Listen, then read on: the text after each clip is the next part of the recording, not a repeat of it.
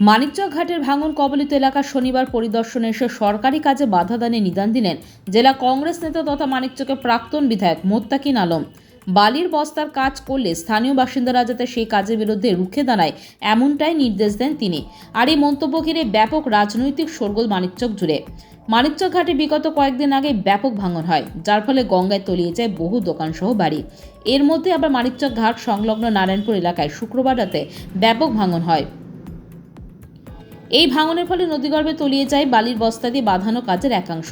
এই ভাঙন কবলিত এলাকায় এদিন পরিদর্শন করতে উপস্থিত হন কংগ্রেসের মানিকচক বিধানসভার প্রাক্তন বিধায়ক মোত্তাকিন আলম সহ মানিকচক ব্লক কংগ্রেস নেতৃত্ব। মানিকচক ঘাট এবং নারায়ণপুরের ভাঙন কবলিত এলাকা পরিদর্শনের পাশাপাশি কথা বলেন স্থানীয় এলাকাবাসীদের সঙ্গেও। তাদের সঙ্গে কথা বলাকালীন প্রাক্তন বিধায়ক স্থানীয় এলাকাবাসীদের উদ্দেশ্যে বলেন, পাথর দিয়ে বাঁধানো কাজ ছাড়া অন্য কোনো কাজ করতে দেবেন না। বিগত দিনে প্রাক্তন কংগ্রেস সাংসদ আবু হাসিম খান চৌধুরী ওরফে ডালুদা পাথর দিয়ে মানিকচকের বিস্তীর্ণ এলাকা বাঁধানোই ভাঙনের হাত থেকে রক্ষে ছিল। আবারও সেই কাজ করতে হবে। যদি কেউ বালির বস্তার কাজ করতে আসে তাহলে তাদের বাধা দিন, কাজ করতে দেবেন না, সেই কাজে কোনো লাভ হবে না। এ বিষয়ে মোত্তাকিন আলম বলেন, বিজ্ঞানের এত উন্নতি সত্ত্বেও কেন ভাঙন থামাতে ব্যর্থ সরকার? এর দায় রাজ্য কেন্দ্রীয় সরকার উভয়কেই নিতে হবে। পরিকল্পনা ছাড়া ভাঙনের কাজ করা হচ্ছে। রাজ্য সরকার শুধু খেলা মেলায় ব্যস্ত, অথচ মালদা মুর্শিদাবাদ ভাঙনে নিশ্চিহ্ন হয়ে যাওয়ার পথে। অতি শীঘ্রই পাথর দিয়ে সম্পূর্ণ এলাকা বাঁধতে হবে। বালির বস্তার কাজে কোনো লাভ নেই, শুধু সেচ দপ্তর ঠিকাদারের পকেট ভরা ছাড়া। তাই আমরা স্থানীয় বাসিন্দাদের বস্তার কাজে বাধা দিতে বলেছি। অন্যদিকে শনিবার মানিকচক ঘাটের ভাঙন কবলিত এলাকা পরিদর্শন করেন সেচ দপ্তরের আধিকারিকরা। এই বিষয়ে জেলা আধিকারিক বলেন, নতুন করে ভাঙন যেন না হয় তার জন্য বালির বস্তার কাজ করা হবে এবং পরবর্তীতে স্থায়ী সমাধান হবে। খেলোয়াড়রা যখন খেলার মাঠে নামে না, তখন আত্মবিশ্বাস লাগে। এই রাজ্য সরকার বলুন আর কেন্দ্রীয় সরকার বলুন, এই দুই সরকারের আত্মবিশ্বাস হারিয়ে গেছে। তারা বলছে কিভাবে কাজ করব, টাকা নেই। এটা কথা হলো?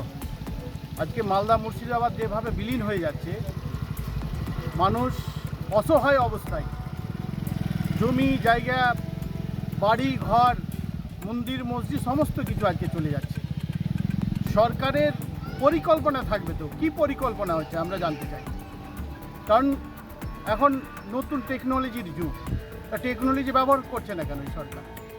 আজকে যেভাবে মানুষ মানে অসহায় হয়েছে, এই যে মানুষগুলো বাড়ি ঘর হারা হয়েছে, তারা থাকবে কোথায়? এদের তো পুনর্বাসনের দরকার আছে।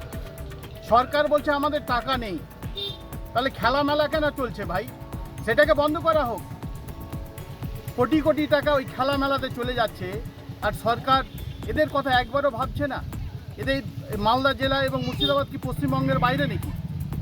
কেন্দ্রীয় সরকারও তাই, তারা আজকে ভাবছে না এই মানুষগুলোর কথায়। মানুষগুলো অসহায়ের যে অবস্থায় আছে, আমরা বারবার করে দাবি করেছি সরকার পরিকল্পনা করুক। সরকার আগে মাঠে নামুক, দেখুক পরিস্থিতিটা। আজকে সরকার যদি ঘুমিয়ে থাকে, তাহলে এই মালদা মুর্শিদাবাদ, বিশেষ করে মানিকচক বিধানসভা কেন্দ্র, এদিকে রতুয়া, এদিকে কালিয়াচক 3, যেভাবে ভাঙন হচ্ছে প্রতিদিন, হাজার হাজার বিঘা সম্পত্তি আজকে গঙ্গার ভাঙনে চলে যাচ্ছে, বাড়িঘর চলে যাচ্ছে, মন্দির মসজিদ সমস্ত কিছু আজকে চলে যাচ্ছে। তাই আমরা দাবি করছি রাজ্য সরকার এবং কেন্দ্রীয় সরকারের কাছে, এই মানুষগুলোর পাশে দাঁড়ান এবং এই নদীর ভাঙন প্রতিরোধ করার একটা ব্যবস্থা করুন। এটা আমরা বারবার করে বলে আসছি, আজকেও আপনাদের মাধ্যমে বলছি। এবং তার কাজ, এই যে আপনারা দেখছেন, একটু দেখান, এই যে বস্তার কাজ হচ্ছে এখানে, এই যে বোল্ডার পিচিং ডালুবাবু যখন মিনিস্টার ছিলেন তখন এই বোল্ডার পিচিংয়ের কাজ হয়েছে। এখন এই যে মাটি দিয়ে বস্তা নদীতে ফেলা হচ্ছে গঙ্গা ভাঙন রোধ করা যায়, এটা কি সম্ভব? এটা এটা এই সব করলে হবে না। ফালতু এই টাকাগুলো মানে সরকার ব্যয় করছে, এই টাকাগুলো কোথায় যাচ্ছে আমরা তো বুঝতে পারছি। কিছু লোকের পকেটে যাচ্ছে, তারা লাভবান হচ্ছে। সাধারণ মানুষ আজকে অসহায় অবস্থা, সেই কথা ভাবছে না সরকার। আমরা দাবি করছি যখন কাজ করতে হবে তখন বোল্ডার পিচিংয়ের কাজ করতে হবে, এটা আমাদের দাবি। দেখুন, আমরা বাধা দিব না। এখন আমরা যদি আসি তো বলবে রাজনীতি হচ্ছে। আমি এলাকার মানুষকে বলবো যে আপনারা বাধা দিন, যে বস্তার কাজ করতে হবে না, বস্তা দিয়ে কোনো লাভ হবে না। এলাকার মানুষ যারা অসহায় হয়েছে, যারা বাড়ি ঘর ছাড়া হয়েছে, তারাকে আমরা বলবো তারা বাধা দিন। তারা ভাবুন যে এই বস্তা দিয়ে কাজ করলে কোনো সুরাহা হবে না, প্রতিরোধ করা যাবে না, গঙ্গার ভাঙনকে প্রতিরোধ করা যাবে না। তাই বস্তার কাজ বাদ দিয়ে বোল্ডার পিচিং করুন। এবং সব থেকে বড় কথা হচ্ছে সরকারকে পরিকল্পনা করতে হবে যে কি হচ্ছে। আজকে দেখুন যে ওই পাশের পথ যেভাবে উঠেছে, তো সেটাকে কাটার যদি ব্যবস্থা করতে হয় সেটা কাটতে হবে।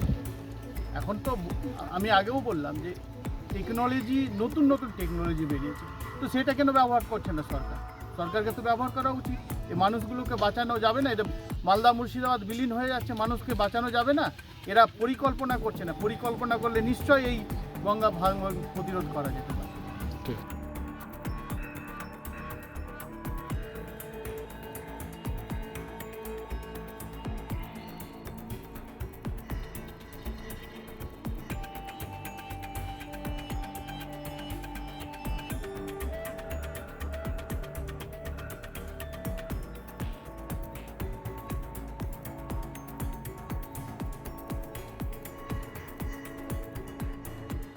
Bureau news Bangla Times.